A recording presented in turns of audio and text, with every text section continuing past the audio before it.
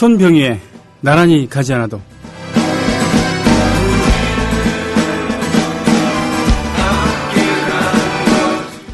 박근혜 대통령의 최측근 원로그룹으로 꼽히는 홍사덕, 70살이죠. 전 의원이 민족화해협력 범국민협의회, 즉 민화협의 새 대표 상임의장으로 내정된 것으로 어제 확인됐대요. 김기춘 비서실장, 그리고 서청원 전 의원의 재보선 공천 내정 논란에 의해서 홍 전 의원의 복귀가 이어지면서 향후 국정에 박 대통령의 최측근 원로그룹이 국정의 전면에 등장하는 게 아니냐 하는 전망이 나온다고요. 근데 홍 전 의원은 지난해 불법 정치자금 6천만 원을 수수한 혐의로 새누리당을 탈당하고 올해 1월 1심에서 벌금 300만 원과 추징금 3천만 원을 선고받은 바 있다고요. 국회 부의장을 지낸 육선 의원으로 경륜이 풍부하긴 하지만 이런 비리 전력 때문에 박 대통령의 민화협 의장 낙점은 보은 인사라는 비판을 피하기 어렵다는 겁니다. 그리고요, 서청원 전 의원의 공천 내정 논란은, 그래요. 서청원 전 의원도 친박연대 시절에 돈 수십억을 받은 혐의로 처벌받은 사람 아니었겠습니까? 그래요. 올드보이들의 귀한. 10월 2일, 오늘은 국가에서 정한 노인의 날입니다.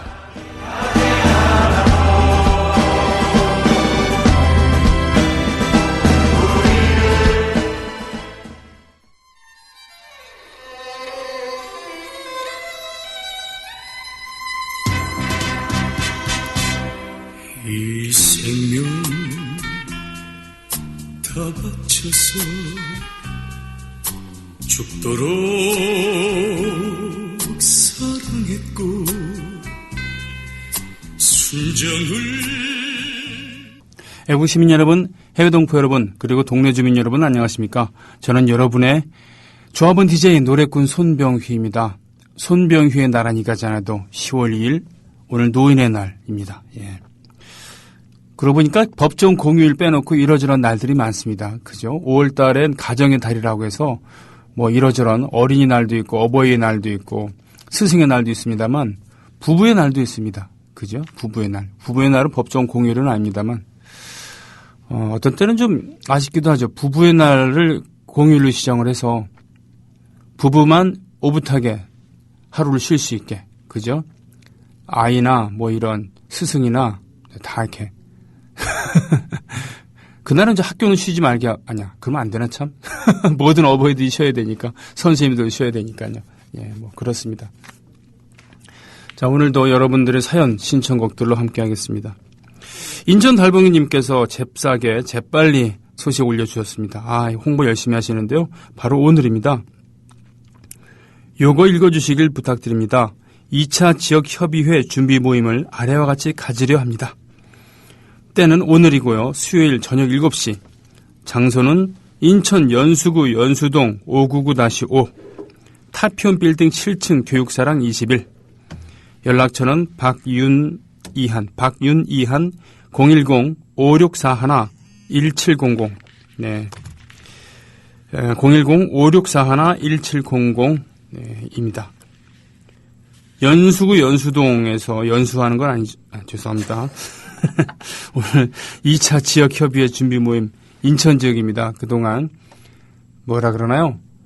그 열혈조합원들 응집력이 강하기로 벌써 우리 소문이 난 인천에서 지역협의회를 드디어 결성한다고 합니다. 그렇다면 공식적으로는 여수, 순천 그리고 경기 북부에서 세 번째인가요? 근데 앞서거니 뒤서거니 지금 경기 동부 뭡니까? 남양주, 구리 이쪽에서 또 움직임이 있고요. 또 성남, 용인, 동남부, 경기 동남부에서도 움직임이 있고요. 또 무산에서도 움직임이 있었습니다. 추석 연휴 기간에도 모였다 그러는데 그때 문희정 아나운서도 깜짝 출연한다고 그랬습니다만 어떻게 된지 모르겠습니다. 네, 이런 일들 나옵니다. 자.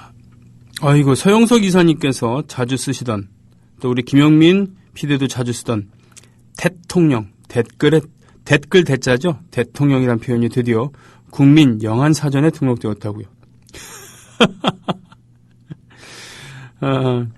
대통령, president. 네, 이렇게 발음해야 되는군요. 노무현 프레지던트를 대통령이라고 하고요. 대통령은 프레지던트 중간에 E와 S 전에 사이에 T가 있는군요. 프레지던트.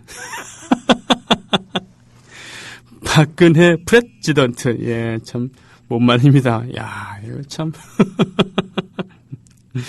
라드 스튜어트의 Rhythm of My Heart 신청해 주셨어요. 스포츠 국장님 고맙습니다. 아이고 방송 처음부터 큰 웃음을 주시네요. 스포츠 국장님께서 다른 속보 올려주셨습니다. 메이저리그 내셔널리그 와일드 카드 단판 승부. 아이고 피츠버그 파이어레츠와 신시내티 레이즈 6대2로 파이어레츠가 이겼군요. 그러니까 신시내티 레이즈는 와일드 카드 진출해서 실패했으니까 포스트 시즌에 더 이상 못 나간다는 얘기군요. 그죠? 4타석 3타수 1안타 1홈런 2득점. 아, 제 몫을 단단히 했군요. 3타수 1안타 1홈런 2득점이면은 타점을 홈런으로 올렸고 말이죠. 2득점 중에 하나는 또 자기가 홈런 친 걸로 했으니까 안타는 하나밖에 없지만 득점을 한번 올렸다는 겁니다. 포볼이나 4구 정도로 진루한 다음에 후속 타자의 안타로 인해서 득점을 했다는 거군요. 그러니까 신시내티 레이즈가 뽑은 2점 모두 추신수의 발로 이루어졌다는 건데, 그러나 그보다 더 중요한 것은 신시내티 레이즈가 졌다는 거죠. 단판 승부에서요. 네, 이렇게 추 선수의 금년 시즌 끝났군요. 내셔널리그. 그러고 보면 참 대단히 좀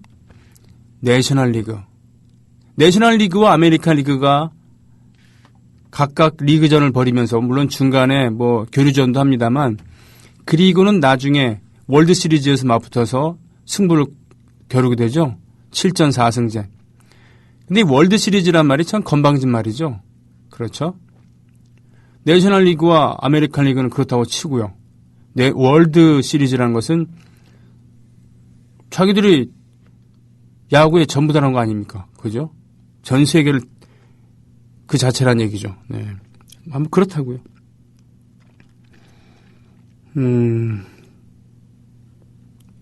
아이엠 베드로님께서 아이엠 피터의 패러디 닉네임입니까? 예. 대한민국의 386 세대는 1990년대 뭐 조선일보가 처음 이 용어를 만들어냈다고 합니다만 그 당시 30대이며 80년대 학번이고 60년대 생 뭐 이런 또는 60 항쟁을 뭐 거친 세대 뭐 이렇게 얘기를 합니다만 2013년도에 386 세대는 30년대 생이고 팔순을 바라보고 60년도 생각으로 사는 노인네라고 이렇게 되어 있습니다. 근데 말이죠.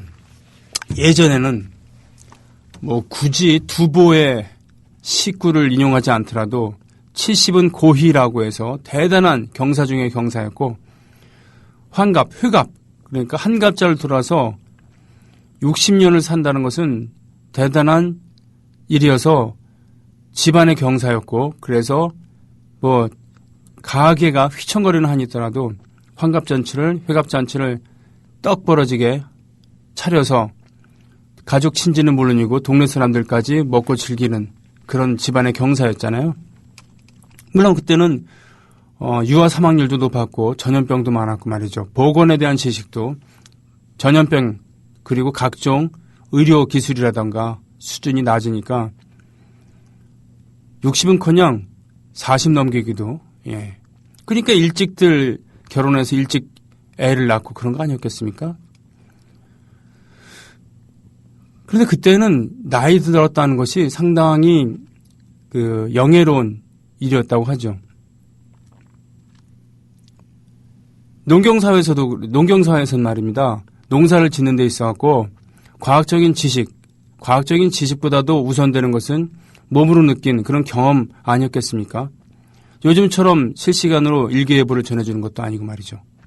그러니까 하늘이 노을이 붉게 물들면 뭐 그 다음날 날씨가 어떻고 제비가 낮게 날면은 곧 비가 올 거고 뭐 이런 거 말이에요. 이런 거는 수많은 경험을 통해서 얻을 수 있는 거였으니까 뭐 어떤 사람들 같은 경우는 공기의 냄새만 맡아도 날씨가 어떨 것인지 비가 올 것인지 말 것인지를 알 수 있을 테니까요. 하다못해 신경통이 도지면 아이고 날씨가 꾸준히 이제 비가 오려는 모양이구나 뭐 이런 거. 네. 그러니 오래 산 분이 많다는 것은 그만큼 의지할 수 있는 것이었고 원래 사람이 살아간다는 것 자체가 그 하나하나가 대단한 우주이지만요. 경험 많은 그런 원로가 있다는 것은 예, 주위 사람들에게 매우 의미 있는 그런 일이었겠죠. 그러니까 조선 시대에도 많은 그러니까 원로 상당히 장수하시는 분들을 궁으로 초청하거나 아니면 왕이 직접 선물을 내리거나 뭐 그러기도 하는 거 아니겠습니까? 신하들 중에서도 7수 넘는 사람들은 기로회인가요? 뭐 이런 비슷한 이름을 붙여갖고는 잔치를 베풀어 주기도 하고요. 그러나 지금 현재에 있어서는 온갖 정보의 홍수시대, 농경사회가 아니고 봉건사회가 아니고 눈, 코, 뜰 새 없이 바쁘게 변해가는 이 현대사회에서는 그런 나이를 먹는다는 게 예전처럼 그렇게 가치 있게 느껴지지 않는 그렇죠. 어떤 지혜보다는 지식이 더 중요하게 느껴지는 신중함보다는 민첩함이 더 각광받는 이런 사회니까요. 더군다나 우리나라 같은 경우는 오죽하겠습니까? 100년 전 지금이라고 생각해 보십시오. 1913년입니다. 식민지였습니다. 그 당시 총독은 헌병대장 출신의 데라우찌라고 하는 그런 무단 통치하는 그런 총독이었어요. 3.1운동 일어나기 6년 전입니다. 그죠? 고종 황제는 살아있었고요. 식민지였습니다. 그 후에 그때 태어나신 분이 지금 뭐 101살이라고 친다면은 그 후로 어떤 일이 일어났습니까?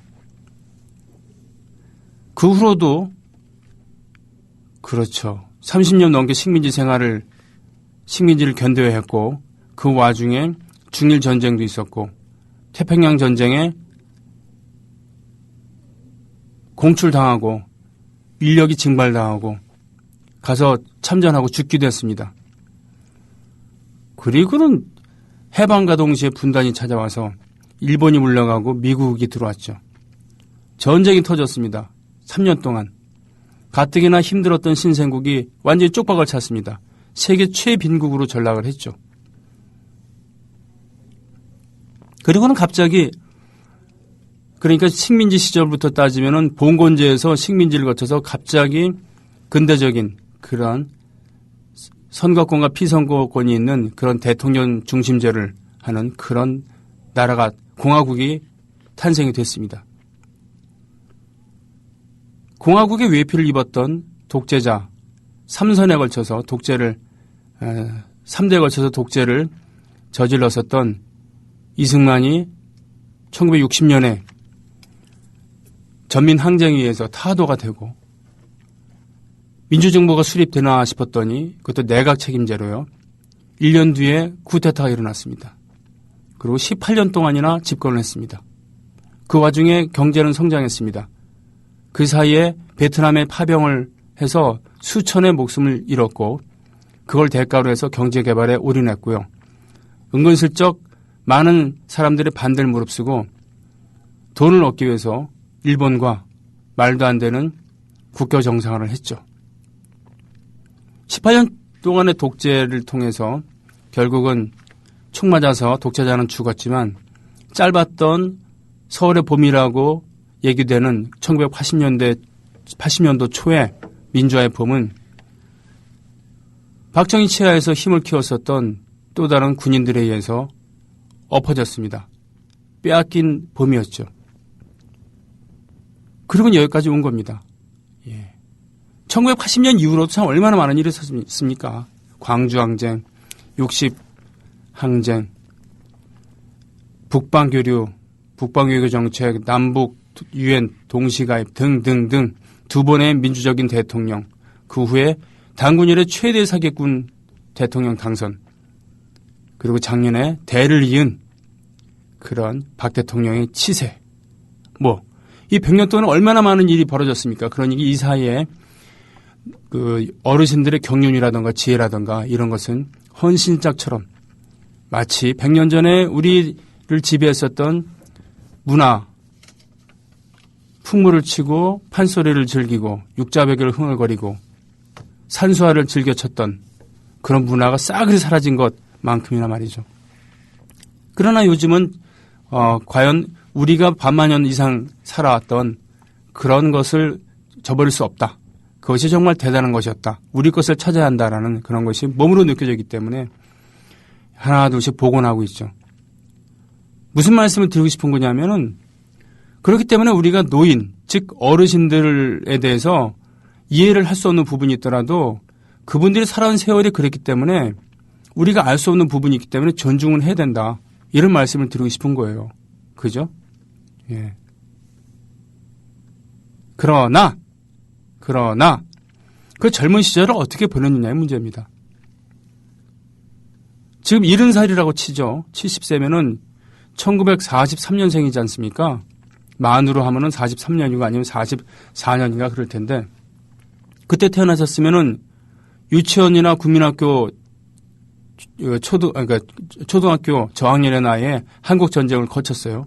태어나자마자 해방을 맞고. 그리고 20살 무렵에 어떻게 됐습니까? 월남전 참전하기 쉬웠겠죠. 그죠?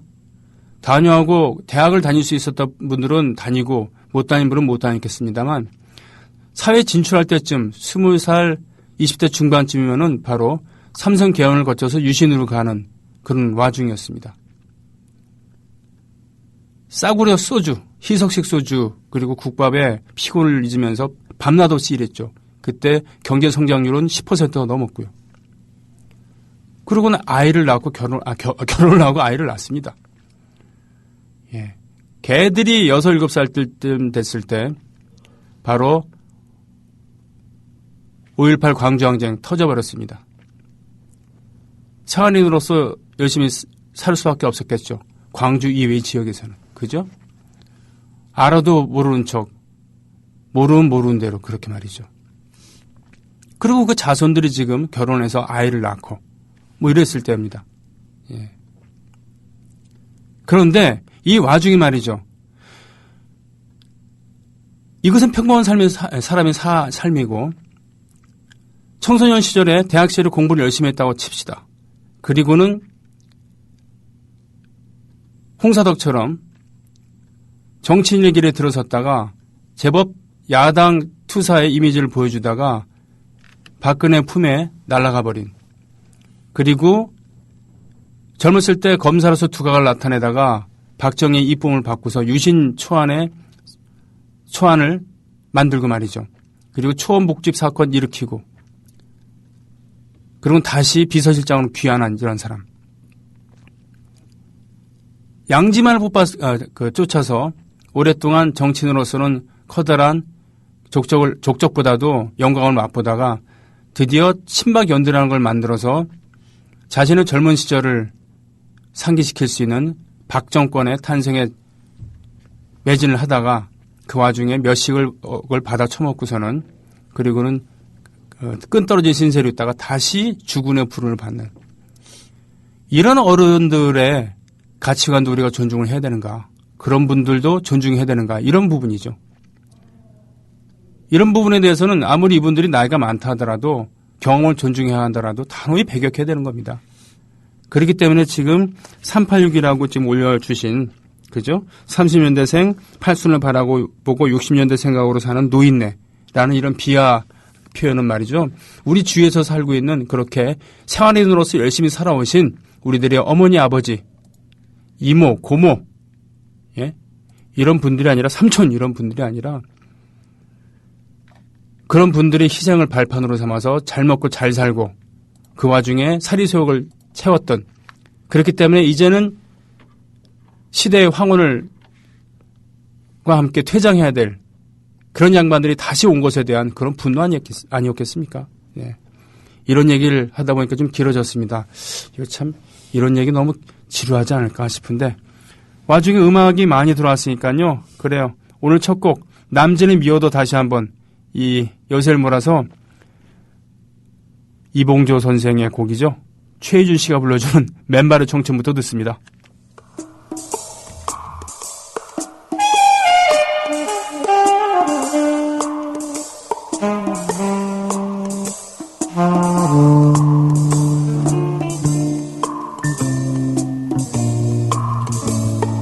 눈물도 한숨도 나 혼자 씹어 삼키며 밤거리에 뒷골목을 누비고 다녀도 사랑만은 삼촌짱, 네. 오빠짱, 이것도 좋지만 삼촌짱, 이것도 나쁘지 않습니다. 그죠? 예. 아저씨짱, 뭐 이것도 근데 아저씨라고 불리기보다는 오빠가 더 낫나요? 근데 주제를 알아야죠. 아저씨라고 하면 아저씨라고. 네. 저는 제가 제일 곤란할 때는 선생님이라 그럴 때입니다. 제가 평소에 뭘 가르쳐 드렸다고 저한테 선생님이라 그래요. 선생님이라는 단어가 어떻게 보면 좀 남용되지 않나 싶기도 합니다. 물론 모든 사람들을 존칭을 붙여가면서 서로 대우해주고 이런 건 좋습니다만. 맞아. 그런 식으로 하면 좋겠네요.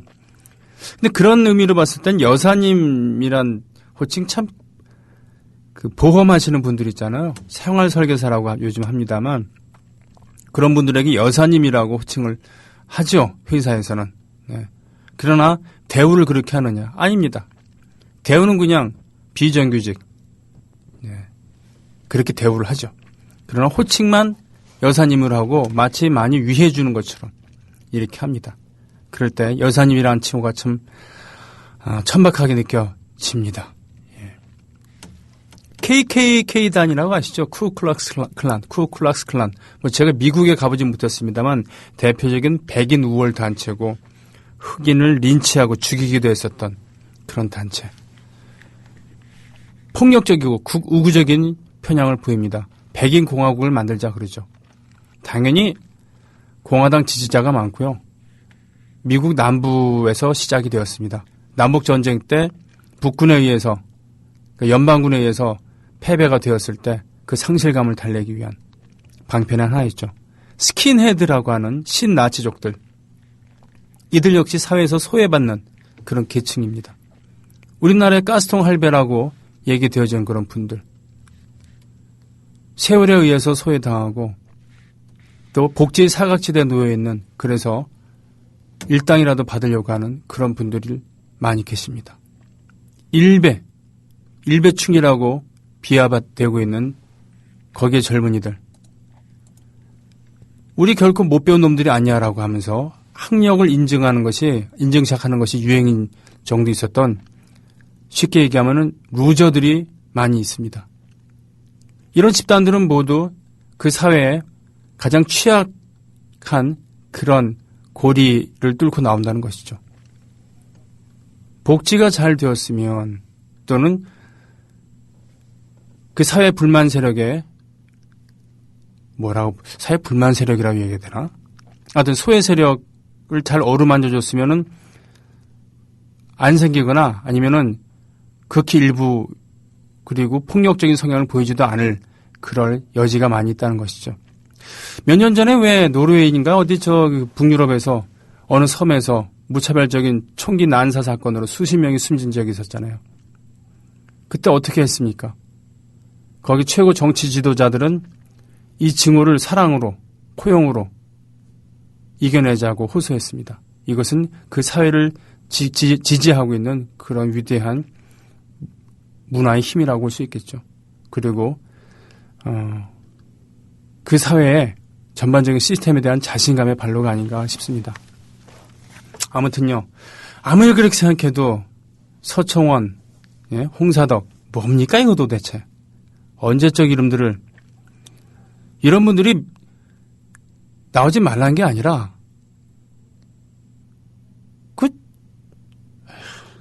길게 얘기하면 뭐 하겠습니까? 김기춘이 지금은 뭐 부통령으로 불리고 있는데요. 부통령이요, 부통령. 예.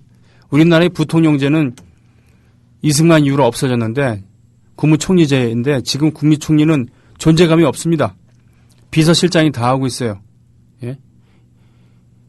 옛날로 얘기하면은, 영의정, 좌의정, 우의정, 그리고 육부 판서들, 그 의정부 시스템에 의해서 조정에 굴러가야 되는 건데, 도승지가 정권을 좌우하고 있다는 겁니다. 도승지가. 좌승지, 우승지 데리고 도승지가 조정을 움직이고 있다는 거예요. 조선왕조가 그래도 많은 그런 문제점이 있음에도 불구하고 굴러갈 수 있었던 것은 선비 중심의 최소한의 선비 정신과 시스템, 이거였는데 말이죠. 그 시스템이 붕괴되는 순간, 즉 외척이 발호하고 세도 정치가 발호하는 순간 조선의 멸망, 앞당겨졌다고 볼 수 있겠죠. 앞당겨졌다기보다는 조선이 그렇게 멸망해 가고 있었던 거 아닌가 싶습니다. 자, 생방송 게시판 가보겠습니다. 반성하겠습니다. 저 혼자 이렇게 주절주절이 말도 안 된 얘기를 하다 보니까 게시판도 썰렁하네요. 브레이빅이라고 이명박을 존경한다는 신나치죠. 그렇죠. 맞아요. 총기 난사 사건. 내가 좋아. 나오지 말아야 해요. 라고. 훈유 아줌마님, 저도 아줌마하고 부르면 뒤도 안 돌아봅니다. 저 혼자 있는데도요. 난 언제나 20살 청춘인데. 훌륭하십니다. 대범한 찌질임님, 출첵합니다. 네. 좋은 방송 감사드린다고 제가 감사드리죠. 날 가르쳐 주신 분은 스승님이죠. 먼저 태어나신 분은 선생님이라 해도 무방할 듯 생각합니다. 하긴 그러네요. 그죠? 일본어로 센세, 선생님이죠. 중국말로는 라오스, 늙을 노자에다가 사범학교 할 때 사자, 스승 사자에 라오스 이렇게 봅니다. 센세이는 선생님의 뜻은 아니라고 하는. 그래요. 좋습니다. 선생님. 예, 자기보다 손위의 사람들 선생님이라고 호칭하는 거 나쁘지 않군요. 북한산 토토로님, 오늘은 내 18번 노래만 나오네. 고로 56년생, 난 내일 모레 60살 됩니다. 출자하고 났더니 제품 주문이 막 오네요. 우와, 이런 세상에. 11조 내니까 이 은혜 그 얘기는 아니겠죠? 어떤 것을 취급하시는데 주문이 들어오나요? 아무튼 예, 좋은 얘기입니다. 연예부, TV조선 돌아온 저격수다 2016년 버전 출연진 예상, 엄청난 경쟁률을 뚫고 20대 국회의원 선거에 떨어진 4인방, 이장우, 조명철, 권성동, 그리고 A씨, 김진태. 김진태 의원은 시종일관 막말을 하고 있죠. 춘천 지역구. 네, 그런 의미에서 참 이분은 참 대책이 없습니다. 여성 정치인과의 그런 스캔들이 루머가 있다. 최동우. 그 여성 정치인이 각하는 아니겠죠. 자, 스위스고원부터 듣습니다. 음악을 듣죠.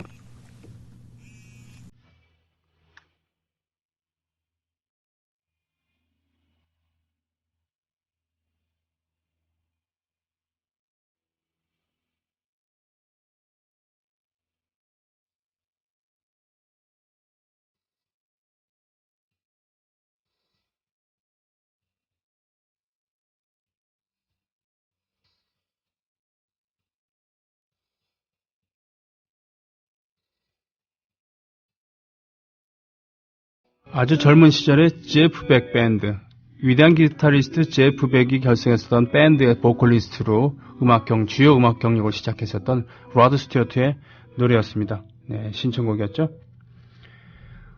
그 전에 나왔던 것은 블랙 사바스의 스위스 고원입니다. 오지 오스본의 음성이었죠. 그 후에는 4차원의 정신세계를 가진 그런, 리얼티 쇼에 나온 그런 사람이었지만 원래는 이렇게 대단한 락커였습니다. 멋쟁이 아가씨님의 글이 정말 공감이 돼서 소개해드리고 입으로 넘어가겠습니다. 대부분 북유럽 국회의원 정부 강요들 평균 나이가 40대입니다. 60 넘는 경우는 극히 드물어요. 예를 들어 스웨덴 8개 정당이 있는데 당 대표 나이가 29세, 31세, 35세부터 40세입니다. 수상이 될 때 나이는 보통 40 초반입니다. 어릴 때부터 정당에 가입하고 토론과 연수를 통해 훈련받은 전문 정치가들이죠. 70 넘은 정부 강요나 국회의원 한 명도 없어요. 65세 되면 다 은퇴하고 여가생활, 여행 등을 하면서 노후 즐기죠. 노르웨이 86명 살인사건, 이민정책을 반대하고 이민자 저주하던 구구파가 노르웨이 노동당원 등 여름 청소년 캠프에서 고등학생, 대학생 청소년들을 몰살시킨 거죠. 미래의 국회의원 수상을 죽인 거죠. 라고 하셨습니다. 그렇습니다. 여기서 키포인트는 그거죠. 어렸을 때부터 정치훈련을 쌓아야 된다는 겁니다. 그 정치훈련은 별게 아니죠. 주입식 교육이 아니라 토론입니다. 그죠? 논쟁을 통해서, 사색을 통해서, 어릴 때부터 정당 가입하면서 말이죠. 그게 너무 지나치다 싶으면은, 그래요. 대학생부터 하면 되는 거죠. 미국이 가장 건강했었던 시기 중에 하나인 케네디 대통령의 치세를 보자고요. 케네디 40대였습니다. 40대 초반이었고요. 법무부 장관이었던 자기 동생 로버트 케네디는 30대였습니다. 뉴 프론티어 정신을 통해서 미국을 활력 있게 젊게 만들었어요. 케네디의 후계자점으로 알려졌었던 이미지가 있었던 빌 클린턴도 젊은 나이였습니다. 그죠? 그 전후에 아버지 부시, 아들 부시, 레이건 이들에 비해서는 얼마나 미국이 그나마 건강했었습니까? 그렇죠? 우리나라의 정치인들은 당원 생활을 했다기보다는 명망가들을 중심으로 꾸립니다. 다른 곳에서 법조계, 특히 법조계가 많았죠. 거기서 얻은 명망을 가지고 정치를 하게 되는 거예요. 그러나 남을 심판하고 그리고 재단하고 변호하고 이런 것과 정치력과는 어떻게 보면 별개 아니겠습니까? 우리나라의 정치가 저렇게 권위적이고 그렇다는 그런 이유 중에 하나는 바로 법조계에서 수혈이 많이 됐기 때문이 아닌가 싶습니다. 물론 군인 출신들도 많고요. 지금 별이 몇 개입니까 지금 도대체? 청와대 내. 그렇죠? 젊을 때부터 민주주의 훈련을 쌓은 그런 젊은이들이 정치를 주도하는 것. 그것에 우리의 미래가 있는 거 아닌가 싶습니다. 일베 현상은 앞으로 나타날 9.9 파시즘 집합체 예고편에 불과하다고 훈타님께서. 그죠? 걱정됩니다. 그렇죠? 우익이라면 뭔가 찌질하고 머리 나쁜 나무이라는 인식을 정면으로 까부수려고 자기들을 적극적으로 노출시키고 조직화할 겁니다. 극우는 또 이걸 활용할 거고요. 그래 나는 극우다 당당하게 외칠 겁니다. 20년대 독일 나치스가 바로 할 때처럼. 이것을 조장하고 이용해 먹으려는 그런 종자들 말이에요. 이것이 나라의 미래를 위해서는 얼마나 독약이 되는지를 지들도 대강은 알 텐데 다만 지금 당장에 달콤한 그런 맛 때문에 저버리지 못하는 거 아니겠습니까? 그러니까 지들도 예를 들면은 군복 입고 가스통 들고 다니는 그런 분들 좋게 한번 보겠어요. 이용해 먹는 거겠죠. 음악 하나 듣고 변화의 바람을 기대하면서 오늘은 라이브 버전으로 듣습니다. 그리고 2부로 넘어갑니다. 스콜피온즈의 윈도우 체인지입니다.